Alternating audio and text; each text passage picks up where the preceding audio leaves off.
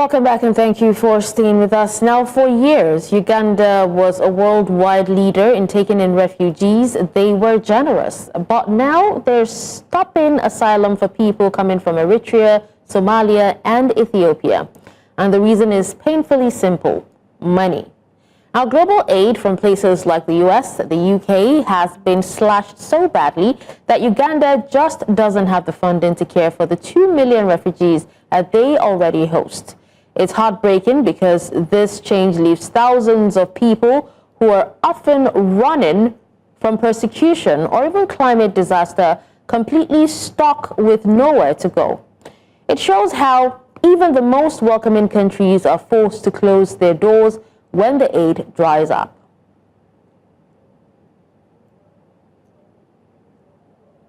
Well, joining me on the conversation to speak on this, we have Bibe Kalalu. He is a director, Angels Refugee Support Foundation. Bibe, thank you so much for joining us at this time. Okay, thank you very much. All right, so please. Sorry? Okay, thank you very much for inviting me for this discussion about refugees. Yeah. It's a pleasure. Now, go ahead and speak to us, what is happening in Uganda, because the Ugandan government also claims that these countries are not experiencing war. Yet, analysts have actually cited, forced conscriptions, religious persecutions, and also climate disaster. Now, since Uganda was seen as a leader in, refugee rights, is this decision purely a reaction to the aid cuts, or is Uganda using a semantic loophole to, strategically deny protection to vulnerable people? Okay, so for me, last time I go to meeting for leader for refugee, and they ask this meeting. I ask about this problem for Eritrea refugees and Somalia and Ethiopia. First available is starting for Burundian refugees in an equivalent resettlement. In an equivalent resettlement, you take a Burundian refugee by force to go to Burundi. Fast. Today is 1 month. You take refugees, Burundian by force. You say no, in Burundi, you don't have any problem about security for them. So we can start our country. After 1 week, stopped to register for Ethiopian, Somalian, and Eritrea. So leadership for refugees started to work together to discuss about this situation. Stakeholder for Uganda, Department for Refugees, he said about the refugees for Eritrea, Ethiopia, and Somalia is politics for our country. It's not in Uganda. So, Ethiopian and Eritrea and Uganda, this country refuse Uganda to register for refugees come to our country. So, I don't understand. Our country can stop it to register Uganda and Ethiopia. How collaboration about refugee? Uganda and Somalia, our collaboration about refugee. For this time, refugee is suffering in Uganda. One person per refugee, I give money for food, for anything, is like $3 per month. $3 per month. One person. Yes. That's very little. That's very little. Yes, per month. $3 per month. As of in Uganda, 1 beer is $1. 1 kilo for sugar is like $2.20. As I give you $1, how can you survive in $1 in Uganda? So it's this is political for our country. So up to now, I've not understand if our country refuses to our people to come to Uganda, if he refuses to Uganda to register to refugee, so Ethiopia, Somalia, and Eritrea. So for this time, he stopped to take you to Burundian. So He said don't be stopping to register to Somalia and Burundian, and stopping to remove Burundian to our country again. So I don't understand how politics for this situation. All right, $3 per month is quite little. I wonder how they survive. But then, you know, an official from Refugees International is saying that affected refugees are left in a limbo. Can you fully explain the human reality of this policy? What does it mean for a Somali or an Eritrean when they cannot go back to their home country, and yet they cannot even legally fully integrate into Uganda? Well, you know, for this time, I know it's a big politics, a big challenge. You know, in Ethiopia, Somalia, in Eritrea, in Kampala here, you have a good business in Uganda. Good business. It's not safari. It's not dependent for you in Isiari, no. Just you come to register, if you receive an IED for refugees, it's okay. Look, it's working for our business, for petrol station, for activity for bar, activity for many things. Many things. Eritrea, Somalia, and Eritrea, Somalia, and Ethiopia. It's not safari in Uganda. And not leave to go to camp. If you go, you tell to tell them to go to stay in camp, you refuse. No, you can stay in Kampala. Not understand if it's political for government, if it's political for our country. I don't understand very good. Say, Department for Refugees, he said no, it's political for our country. You refuse to our people to come to Uganda. I don't understand very good.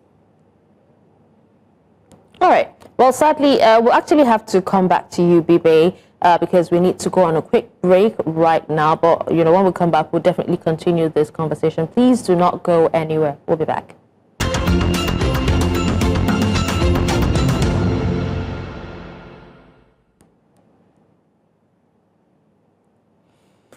Well, welcome back and thank you for joining us.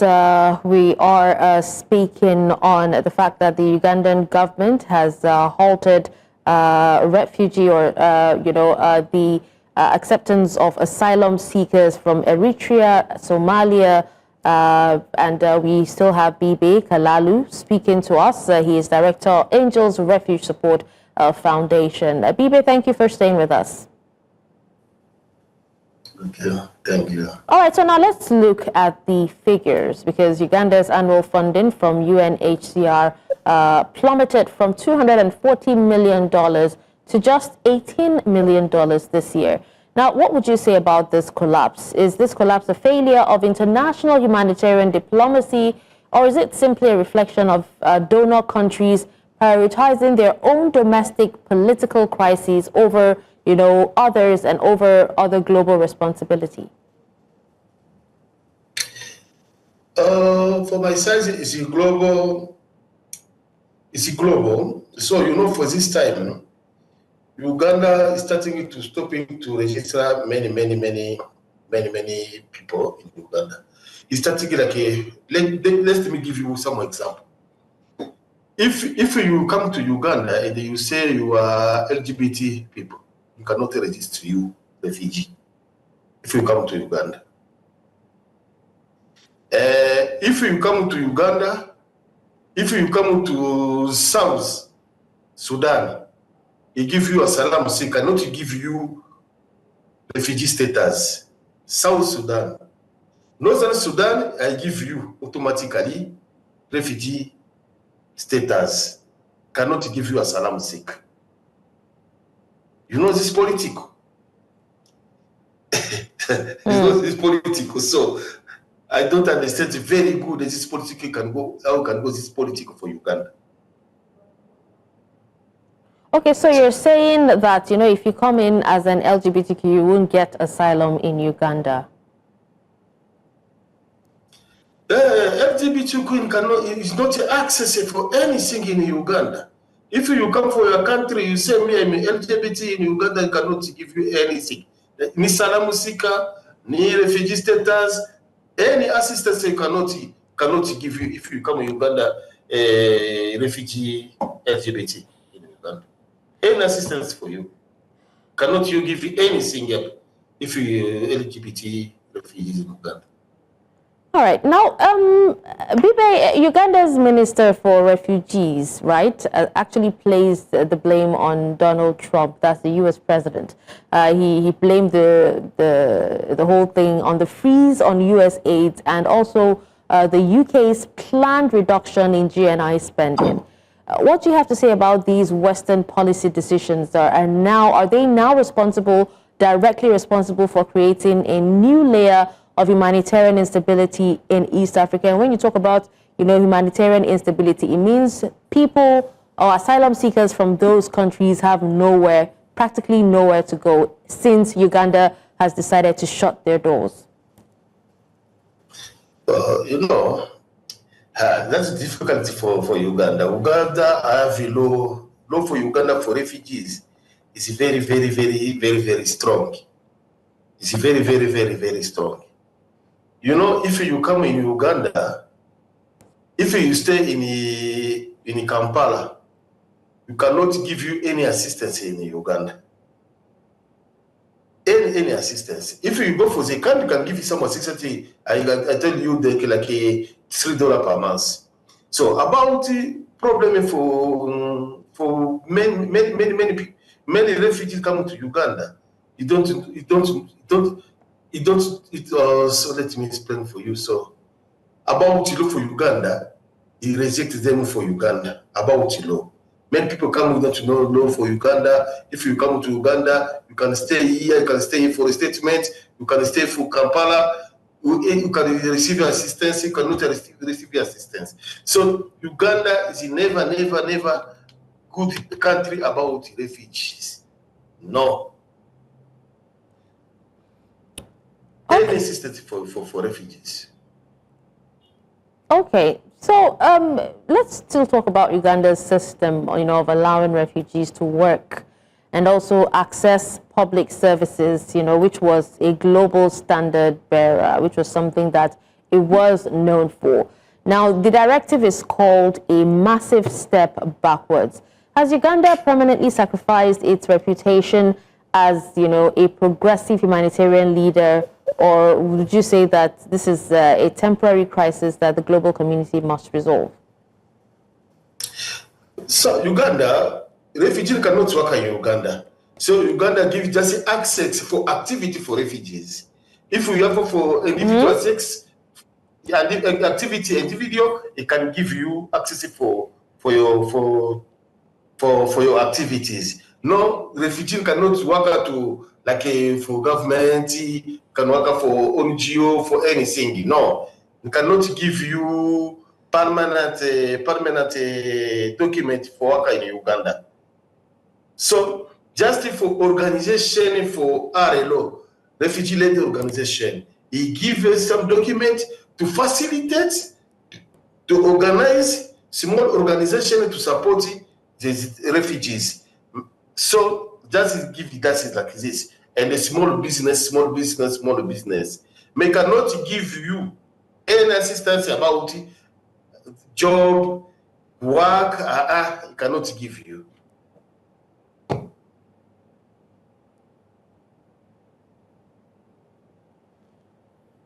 Hello, Bibe? Yes. All right, I can hear you now. All right, now, Bibe, the World Food Program, that's the WFP, already cut food rations for millions of people in February, if you remember, due to this funding crisis. Do you think that this international push, would actually take refugees back towards the conflicts that they're actually coming from? For me, it's very, very difficult for this question. Let me tell you for this time, I tell you, the refugees suffering in Uganda. No food for refugees. No assistance medical for refugees in Uganda. So I don't know. For this time, Uganda have big number for refugees in Africa. Uganda, you have big number. Sometimes it's fast. So how much is that number? How many refugees does Uganda have at the moment? Up to now is 1.5 million. As of 2025? Because from what we hear, it is 2 million refugees. In Uganda, yes. Because from what we hear, it is 2 million refugees, and which is, you know, at the moment, the largest number in Africa. In Africa, Uganda has many. So in Uganda, you have like a 35 resettlement refugees. 35 resettlement refugees. Okay, so what happens to these 2 million refugees, you know, almost 2 million refugees, you know, that Uganda is taking care of currently, if this policy holds? Is there a risk that, you know, neighboring countries like Kenya, Sudan, or even Tanzania would adopt, you know, similar restrictions, you know, to these asylum seekers or refugees coming into their own countries? Will it have a domino effect? Sorry? I'm asking if the likes of Kenya, you know, Tanzania, and Sudan would also want to restrict refugees from coming into their countries, you know, with this particular policy that Uganda has adopted. Well, I don't know. You know, let me give you some example. You know, in Kenya, you have just one camp. Tanzania, just one camp, Kigoma. In Kenya, just one camp for Kakuma. In Uganda, all Uganda, I have many camps for refugees. All Uganda, northern, western, all Uganda have the camp for refugees. There's many refugees. For up to now, the big number for refugees is Congolese. After Congolese is Sudan. After Sudan is Ethiopia. After Ethiopia is Eritrea, Somalia, Rwanda and Burundi. And yes, it's Eritrea, yes. Yes, that's the big number. So the big number for refugees is Congolese. After Congolese is Somalia. Yes, after Somalia is Sudan. All right, so but you know, the fact that many Eritreans, you know, are actually running away from being included in their army, that's military conscription.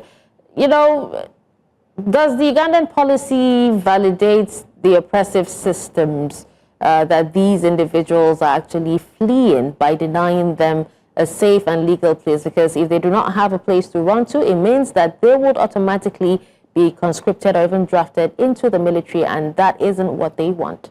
And, you know, it will thereby making forced labor, you know, even more effective in some of these countries or for their regimes. Oh, okay, so for me, for this politics, because this is big challenge for politics. For me, I don't know this politics for this time for the refugee, for all global refugee in Uganda. So the problem, big challenges for OPM, Office of Prime Minister, is have a big challenge about refugees come to Sudan, come to Eritrea, Somalia, and Ethiopia. So big challenge. Let me tell you, last time, stakeholders say Eritrea and Somalia, you have a double document. It's come to register to Kenya. After Kenya, come to register again in Uganda. So I don't know if it's possible. All right. Our system, I don't know. All right, so let's talk about, you know, the UNHCR, that's the United Nations High Commissioner for Refugees, stating that they continue engaging closely with the government. Now, given the severity of this particular policy and the risk to lives, what steps would you advise the UN to take to ensure that Uganda upholds its long tradition of offering help and protection to some of these refugees and not sending them away? So last time, you know, let me tell you, madam, UNHCR don't have anything to talk for officer for government for Uganda. So fastest is the government for Uganda, secondly is the UNHCR. Sometimes I ask UNHCR, what happened about this situation? They say, no, it's not UNHCR, it's government for Uganda. And this situation, all this situation is not UNHCR, it's government for Uganda. All situation to stop to register the LGBT to register the Eritrea, Somalia, Ethiopia about food is government for Uganda. It's not UNHCR.